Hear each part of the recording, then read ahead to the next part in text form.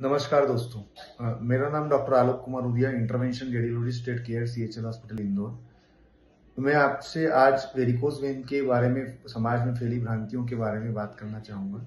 Varicose vein के बारे में समाज में ये बहुत भ्रांतियां हैं कि वेरिकोज वेन की बीमारी में लेजर कराने से बीमारी फिर से आ जाती है।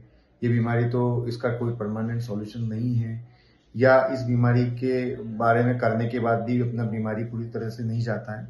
तो मैं आपको ये आज क्लियर करना चाहूंगा कि वेरिकोज वेन का आप चाहे कोई भी ट्रीटमेंट करा लें, चाहे लेजर हो, चाहे रेडियो फ्रिक्वेंसी एबलेशन हो, चाहे ग्लू एम्बोलाइजेशन हो, कोई भी ट्रीटमेंट में कुछ परसेंटेज रिस्क रिकरेंस का तो रहता है। जैसे हम बात करें लेजर में 5 से 10% का रहता है, ग्लू के अंदर 2% का रहता है, रेडियो फ्रिक्वेंसी एबलेशन के अंदर भी 5 to 10% रहता है। या प्रीवियसली जो ट्रीटमेंट करते थे सर्जिकल, जैसे स्ट्रिपिंग ऑफ या लाइगेशन ऑफ एसएफजे, उन सब के अंदर भी रिस्क तो रहता है, क्योंकि हम कुछ नसें बंद करते हैं तो कुछ नसें, एक शरीर का प्रोसेस है जिसमें कुछ नसें बनती हैं।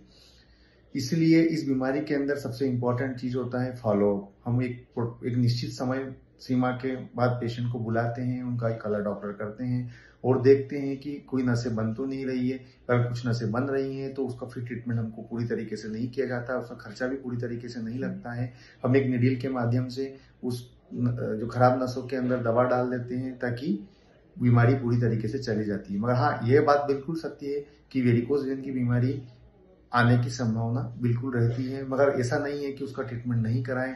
ट्रीटमेंट कराना भी जरूरी है, क्योंकि लंबे समय तक अगर हम लोग वेरिकोज वेन का ट्रीटमेंट नहीं करते हैं तो पेशेंट के अंदर अल्सर बनना, कालापन होना या पैर का पूरी तरीके से खराब हो जाना, ये सब संभावना रहती है। इसलिए किसी भी भ्रांतियों के चक्कर में नहीं पड़े, इसका ट्रीटमेंट कराएं, जल्द से जल्द इसका ट्रीटमेंट कराएं और इस बीमारी से निजात पाएं। क्योंकि ये बीमारी अब ऐसा है कि इसमें हम सुबह आते हैं, शाम को अस्पताल से घर जा सकते हैं, आधे घंटे बाद हम चला देते हैं। ऐसा कोई कट चीरा नहीं होता है, पीछे से कोई एनेस्थीसिया देने की जरूरत नहीं पड़ती है। तो यह ट्रीटमेंट बहुत आसान है और इस ट्रीटमेंट को जल्द से जल्द कराएं ताकि आपका पैर खराब होने से बचाया जा सके। Thank you.